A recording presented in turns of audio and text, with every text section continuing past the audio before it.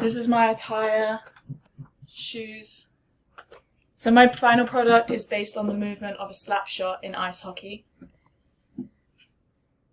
My goal is to teach my individual the technique of a slap shot in order for her to implement in games when she plays in high school and club. She knows how to skate, and other sports she plays is lacrosse and soccer, so she can transfer some of those skills and abilities to ice hockey. A slap shot is when you raise your stick higher than shoulder level and follow through to hit the puck.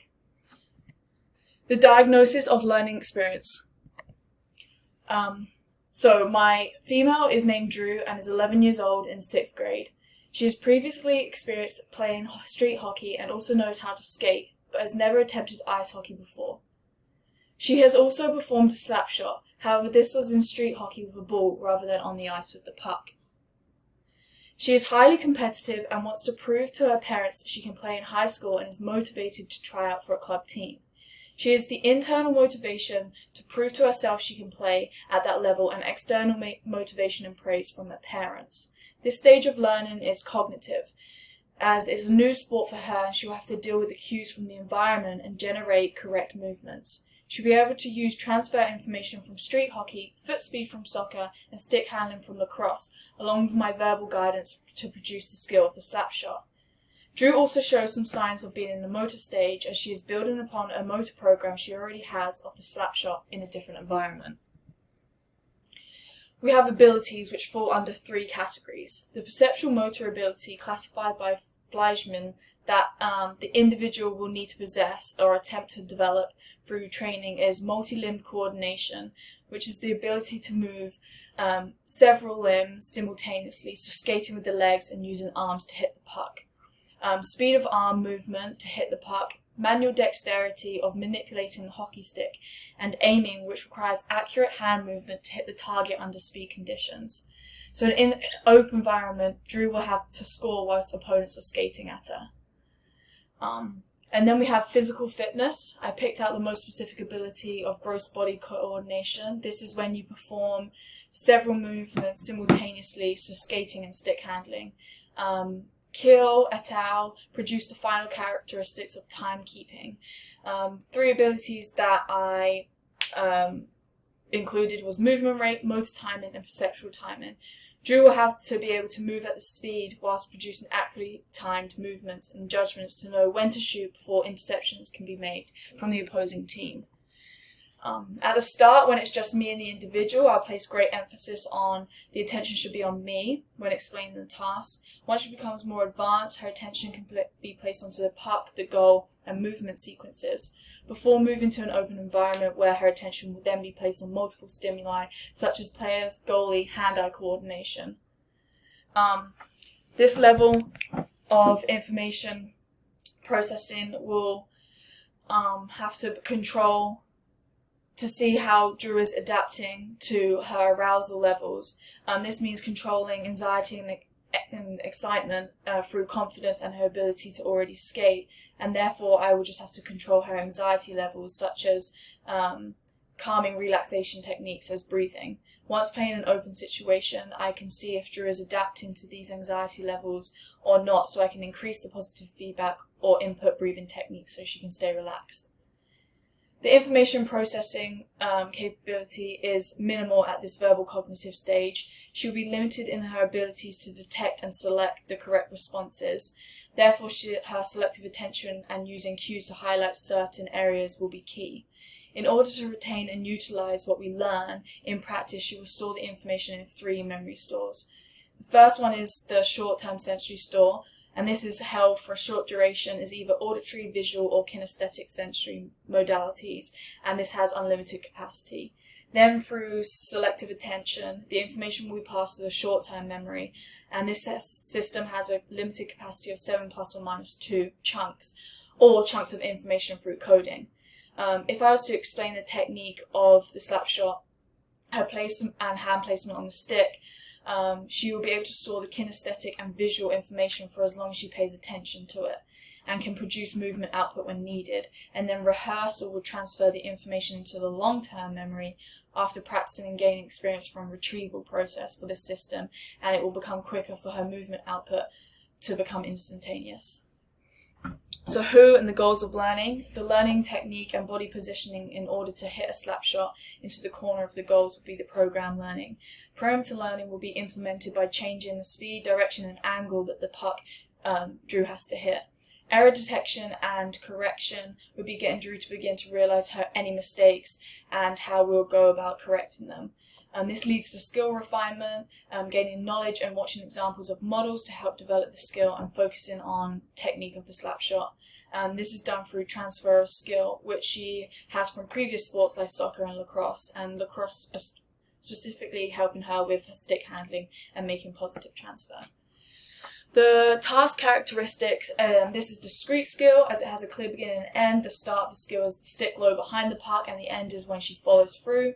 Cognitive, as it will be more about the technique than the motor program of movement, as she already has an idea of what that feels like. And at first, when learning the skill, I will have the learner in a closed environment as it benefits beginners and not having any environmental distractions. Then when she becomes more competent, I will gradually include more people and make it more game-like, so adding scenarios and it becoming open.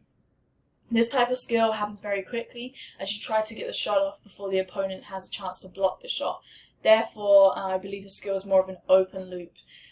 If she was more skilled, she'd be able to use her heteroceptive feedback to stop the skill and not follow through when shooting, and instead control it to pass or skate past the opponent. This is the same with kinesthetic feedback of feeling the muscles and joints within the body. However, seeing as she's in the cognitive stage, she won't be able to make these adjustments. Therefore, any feedback and corrections will have to be made after the movement, making it open-looped. Open loop requires two parts. Executive and effector determine the action and carrying out the decision. No error detection or modifications are made during the movement. So with Drew's history of street hockey, she can use her motor program of how to hold and control the stick whilst to move. This generalized program can be modified to meet the demands of the changing environment being on the ice, and this can be done by changing the parameters. To modify the practice, I can change the speed, direction, and angle of where she's hitting. I can also ask her to change the size of the action and the target. The invariant features of this should be body positioning. She should always be in a low balanced start. Speed accuracy trade-off can play a role in the learning of the skill, as it's a powerful shot which requires to generate speed, and consequently accuracy could be substituted. So both spatial and temporal accuracy can be compromised when choosing to hit the puck with speed rather than when and where to hit it. And object manipulation is the stick and puck. The three stages of information processing is stimulus identification, perception of what you detect, response selection of decisions of what response should be made, and response programming and the action of the motor system. So before movements occur, you must consider your decision making and reaction time. Drew will deal with simple reaction time at the start, as she is only having to deal with stimulus of hitting the puck into the goal. This will progress onto choice reaction time when multiple stimuli are introduced. Hicks' law states that as the number of stimuli response pairs increase, choice reaction time increases. To help improve this reaction time, the individual can practice the slap shot a number of times, even when playing. If we have gone over a number of scenarios, practicing stimulus response alternatives, it will keep reaction time from increasing. Also, anticipating what and when something will happen will help with decision making. It is more important to know spatial anticipation than temporal. More skilled she becomes, easier to be anticipating going to happen, predict the outcome, to get free and create a space to get the shot. Risk of injuries are lower back concussion, MCL, and groin hamstring strains. The target context will just be recreational, as of providing one-to-one sessions. Then, hoping to improve her skills, she can play competitively in club and high school. This will happen locally in an ice rink, and I'll start by Drew being alone and gradually adding others when she gains confidence. The design and delivery of my instructional plan is finding out the purpose of the direction of the learning experience goals. Goals need to be set, and these need to be smart, specific to the individual, that are achievable and recordable. The outcome goal for Drew is to be able to score a slap shot in a high school or club game. Performance goal would be to play recreationally with friends and at least score 3 shots. And then finally, the process goal is to get full extension of the stick and aim for the puck to go in the corners of the goal. The stage of learning, again, is cognitive due to ice hockey being a new sport, but there'll be elements of motor learning. Therefore, practice should be focused on the details of the shot and transferring and refining the skill onto the ice. Near transfer is due to generalization of already knowing the movement from past experience and be able to produce it in game situations. The target skill is to be able to form a slap shot and target it towards the corners of the goal. Target behaviors would be body positioning and ready stance to hit the puck, and target context, again, is in a local ice rink, one-to-one coaching, recreationally, as it hopes to make it competitive level when she progresses. By performance measures, I can do outcome measures that can be tracked by seeing how many slap shots make it to the corners of the goals, tracking this by number of pucks in there after a set time. A recording her practice sessions would be a great way to track process measures, as we can slow down the video and break up the movement sequences. Schema development. How I'd structure my practice is implementing constant block practice. This is because people in the verbal cognitive stage benefit more from this type of practice due to the repetitions. At the start, I'll get her to stand stationary and just hit it, and then varied will be switching up the parameters. Varied also helps reduce a schema, and this is a set of rules related to the skill. This helps reduce the parameter values when doing different versions, and this will help her to remember and transfer what she learns into practice into games. At the start of each practice, I'll make clear what the goals are. To manage her arousal, I'll provide encouragement and confidence through positive reinforcement, such as great hit, good positioning. Focusing her attention will be done through eye contact, demonstrations, and positioning myself so that she can see and hear what I'm telling her, and highlighting areas of the goals with the pennies. When given instructions demonstration, I'll be limiting the amount of time talking, provide more physical demonstration and verbal cues, becoming a model for her to copy, allowing Drew to walk through the movement first, as this might help her to gain a better understanding of the movement. Next, stimulations won't be necessary as there's a number of ice rinks in the area. As it's a discrete skill, part practice wouldn't be beneficial, as breaking up the skill would change the movement. Slow motion practice would be good for getting the correct motion of the stick when swinging. However, I make sure not to slow it down, as relative timing is key to this movement. Error detection is great for Drew to talk about her kinesthetic, visual and auditory feedback, and will help the understanding of movement. Mental practice is a way of practicing the skill whilst not being physically there. Helps with strategic and cues of the skill, and imagery helps to picture the skill and you can visualize and feel the action from actually happening. There won't be much intrinsic feedback as she's in the cognitive stage, more so extrinsic, using both knowledge of results and knowledge of performance, keeping feedback as motivational as possible. This can be shown both verbal and non-verbal, using constructive phrases like good job, bring the stick a little higher, and nice hit, and non-verbal being like clapping or giving high fives and fist pumps.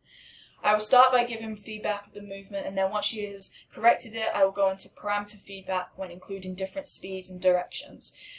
Prescriptive feedback is more effective than descriptive, so I will include more and suggested how to correct the error that was made during the movement. The amount would be on average, I think, summarizing would be on average, because summarizing every error of the beginner might be overwhelming. By allowing a few attempts before correction, it will allow for greater understanding of the movement. As a whole, it gives her time to adjust before mentioning something after every shot. Therefore, the frequency will be relative and bandwidth due to me giving her a percentage of each shot. So I'd probably give her around 3 to 5 attempts before giving a general feedback about all of them. Modifications. So if learning goals were not met, then I would go back to street hockey and see if I can implement the skills there.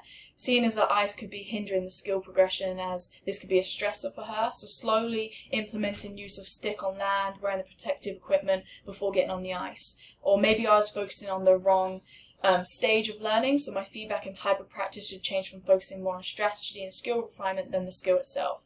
I could allow Drew to analyse her own movement and using more internal feedback, and we could move through the process quicker, implementing game-like scenarios and training for her club level faster. And these are my references. Thank you.